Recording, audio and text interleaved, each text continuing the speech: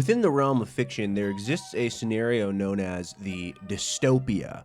The literal definition is, quote unquote, an imagined state or society in which there is great suffering or injustice, typically one that is totalitarian or post-apocalyptic. As dreary as a subject that dystopianism is, it is a field that has been explored excessively through media and literature for good reason. Dystopian fiction often serves as a sense of social commentary. It seeks to elaborate on the dangers of specific problems within modern culture, and in many cases serves as a warning to its readers on the dangers of unchecked power or problems within a society, and how, if left unaddressed, it can create a world of dread. Now, I would like to clarify something about the types of dystopias I will be discussing. While the term itself is very widespread and can mean a lot, I will be focusing on societal dystopias. While a post-nuclear world, an AI Terminator future, or zombie apocalypse can all be dystopian, they fall more into apocalyptic dystopias. The forms I'll be focused on are the ones in which government overreach or totalitarianism or societal rot is so intense that it completely destroys how one lives. While the horror of an apocalypse is real, so is the horror of a totalitarian state with control over every minute detail of one's life. In modern society, dystopian commentary seems to have never been so relevant. References to prominent dystopian works are abundant within the spectrum of social commentary, and to many it seems our world is on track to become dystopian despite the ample warnings of prior social commentators, and to others our world has already reached a point of dystopia. But this begs the question of what kind of dystopia? What is so interesting about this concept are the many forms that it can occur within. Not every dystopia is the same. Today, I would like to provide an overview of the four main kinds of dystopian fiction, and to give insight to you, dear viewer, about the histories, the origins, and their dire warnings so that you yourself can also autistically categorize dread for the future of society. We will start with what is arguably the most famous form of all dystopian literature. Can you guess? It's Orwellian. Published in 1949, George Orwell's classic literary work, 1984, may be the single most infamous piece of dystopian media, with many using the word Orwellian as a substitute for the word dystopia itself.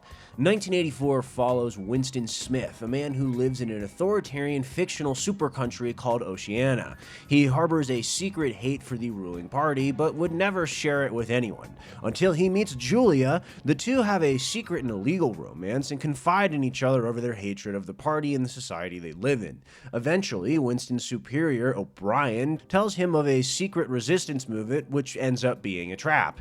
Winston and Julia are then arrested by the thought police, tortured and brainwashed until their old beliefs and personalities are rendered all but dead. Through 1984, Orwell presents how the party is able to maintain such an intense level of control over its population, with many not even realizing the control mechanisms in place.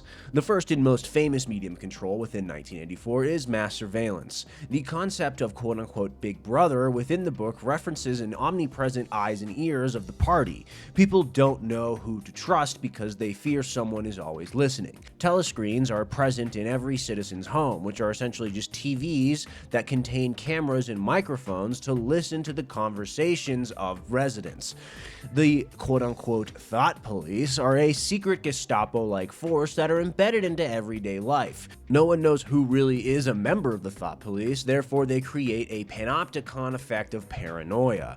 The party also controls all forms of information and deems what is true to the public. The Ministry of Truth will go as far as to alter past records to make sure that the party is never wrong, and ultimately the concept of truth no longer becomes a means of what is factual, but rather what is deemed to be acceptable by the party who controls all information. Most terrifying to me personally is the concept of newspeak and doublethink.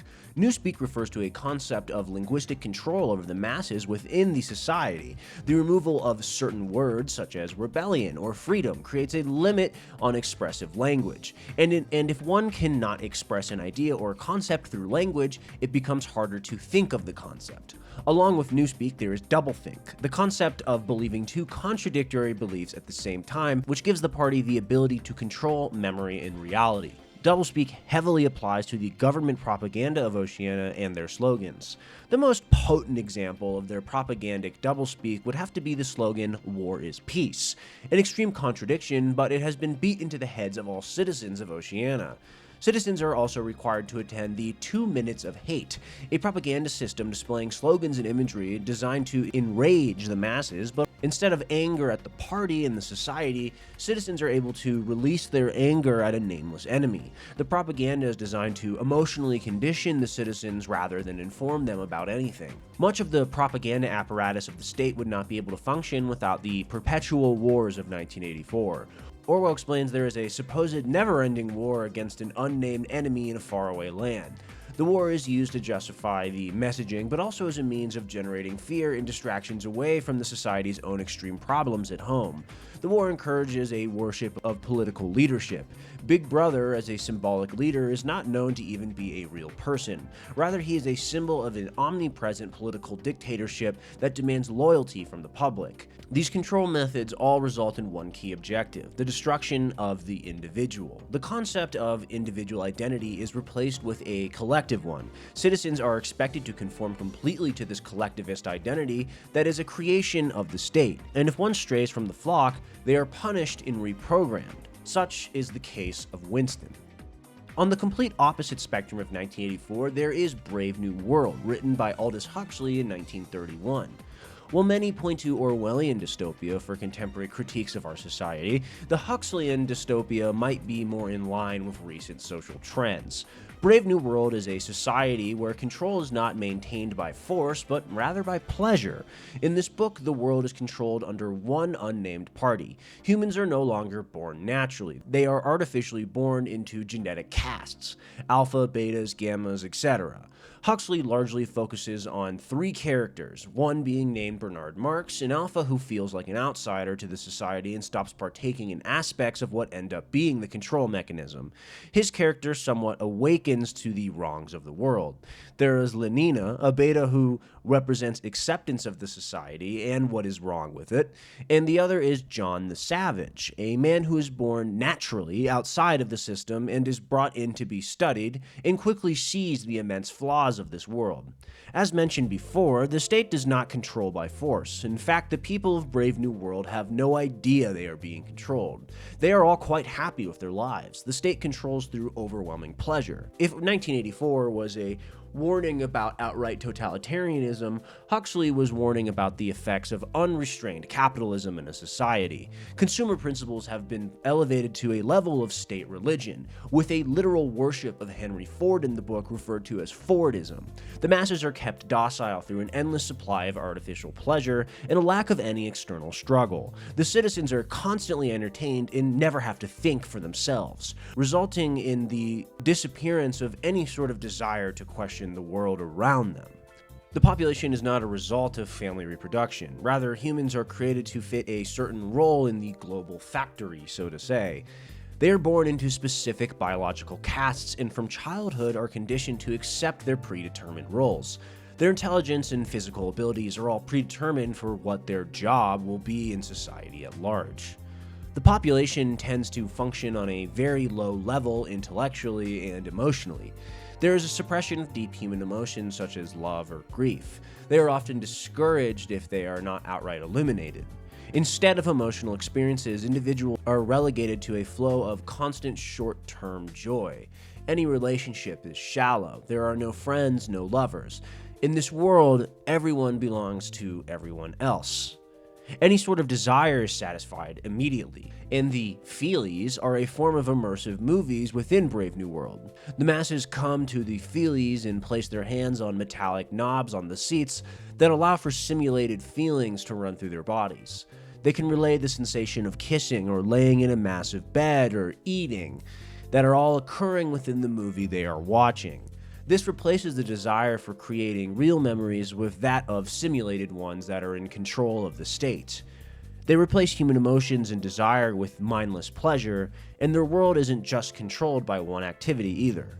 Within Brave New World, there is immense sexual promiscuity throughout the masses, fitting into the slogan, "Everyone belongs to everyone else." But most famously, there is Soma. On top of all the other forms of emotional suppression, the people of Brave New World are high on a constant state-supplied substance called Soma, a pharmaceutical pill that eliminates any sort of negative emotion and brings instant gratification to its user. There is no waiting or temporary lapse in satisfaction. No matter what is occurring, no matter what time of day it is, anyone can take Soma and feel an instant artificial sense of happiness. All of this contributes to the unique form of control via instant gratification. Instead of being controlled by force, every individual happily partakes in the predetermined role in society as long as they are able to be overflowed by artificial and shallow pleasure. At the end of the book, the three characters all have distinct fates. Bernard is exiled for not willing to partake, Lenina continues to live in the world of glutton, and John the Savage chooses death over the world he finds himself in. Hello there!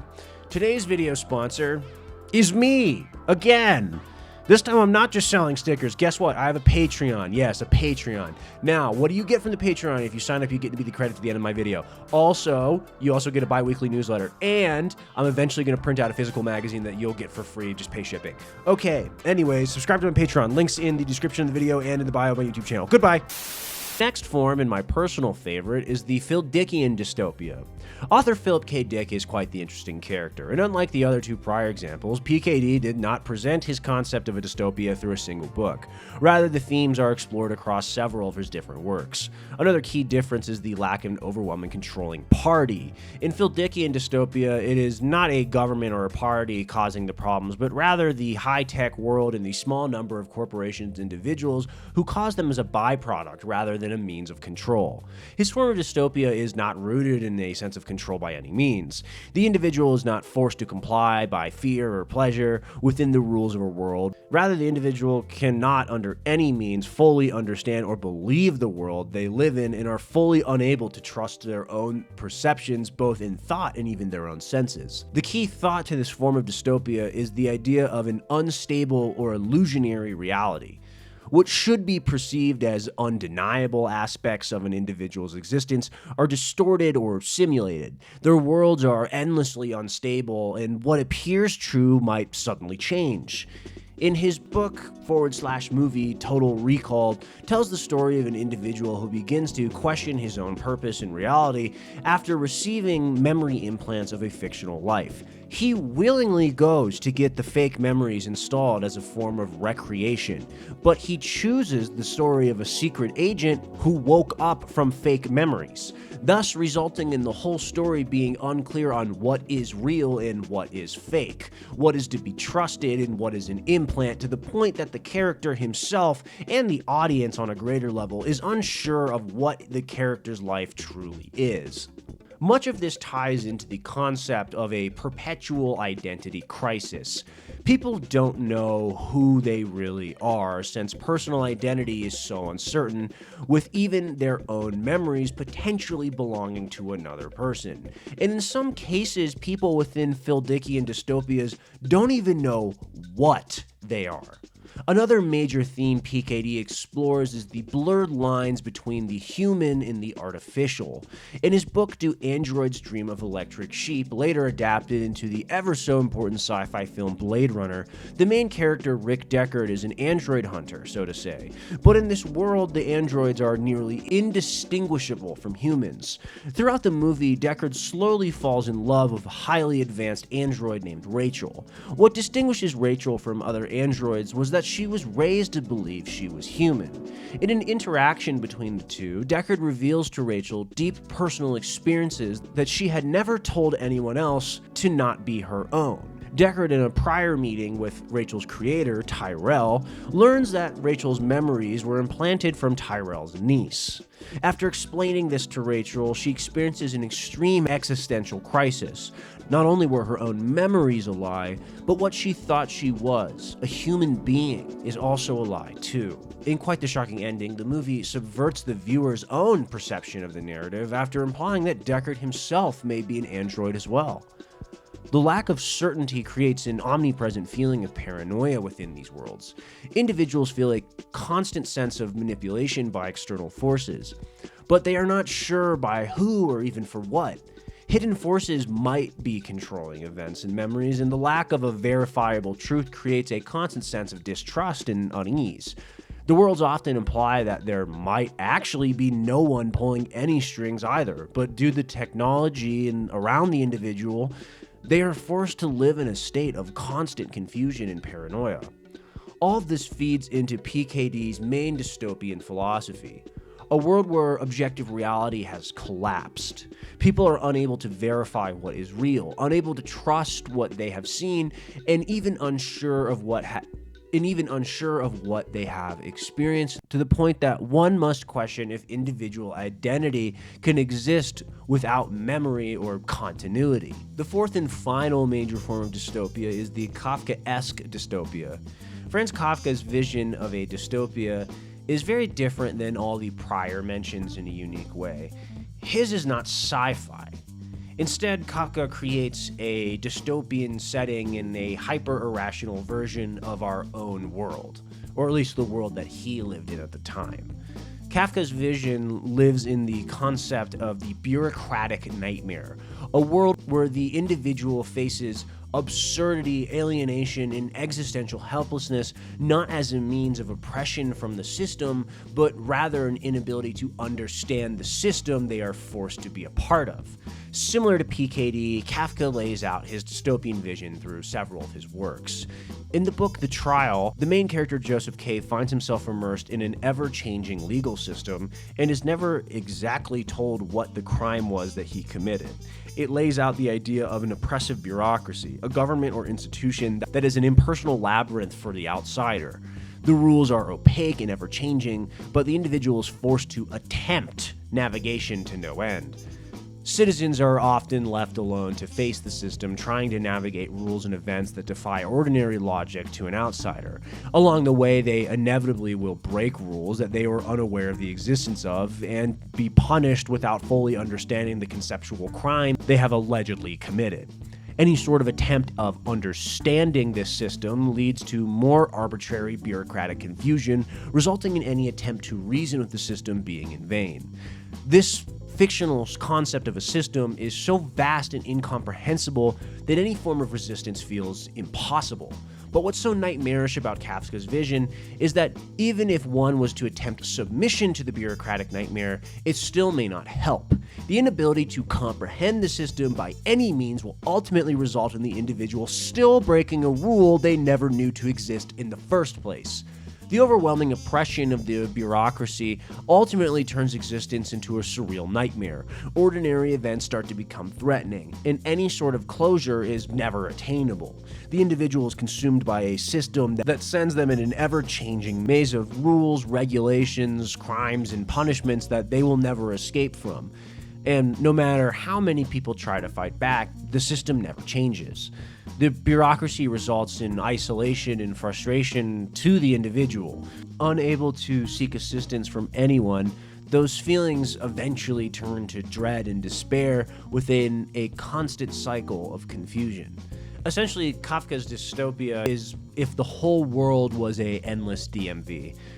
And of all of the dystopias, his does kind of have a sense of humor to it, too. So much so that in The Hitchhiker's Guide to the Galaxy, this concept is kind of poked fun at with the Vogan bureaucracy, an alien race whose whole society and planet essentially is just a DMV with lines to get forms, with lines to get a form, to get into a line, to get in a form. Like, it's hilarious. All of these forms of dystopias are terrifying in their own way. But what is most scary about all these warnings is the overlay into our own world. People will say we live in 1984 or a Brave New World, but that doesn't even paint the whole picture. Elements of all four of these dystopias are present in different ways all over the world. The surveillance state has been an issue for years, and with the rise of cell phones having microphones, cameras, and tracking devices on them, it has become a lot worse. The never-ending wars as a means to slowly strip away our freedom is pretty dystopian. Instant gratification with dating apps, nicotine, junk food, pharmaceutical drugs, social media, all numb people just like in Brave New World. AI creating hyper-realistic videos and even just making shit up when you ask it, while having the aura of absolute authority, has impacted our perception of reality and memory, just like how PKD envisioned. And the endlessly growing bureaucratic state of governments and corporations making a path of understanding futile, just like Kafka, they all can be overlaid into our world. Now, I certainly don't think we live in hell, but maybe Huxley's vision worked on me and I'm just too docile, but I don't really know if I want to say that because someone might be listening through my computer and I don't know, maybe there's no one listening to me. Shit, that's PKD. Okay, jokes aside, I'm not trying to be schizophrenic, but those are the four types. If you're not someone who likes to read, I still encourage you or anyone to read these authors' works. They're really interesting. They're fun to read too. They really do make you aware and care about what's going on around you. What did I miss? What do you think? Which dystopia is the most realistic in your opinion? I'd love to hear from you. Leave a comment, buy a sticker, subscribe to the Patreon. Anyways, thank you for watching. Your search history was logged by Google for targeting ads. Your search history for watching this video has officially been logged by Google, so you're going to get one of these books as a targeted ad. Okay, bye-bye.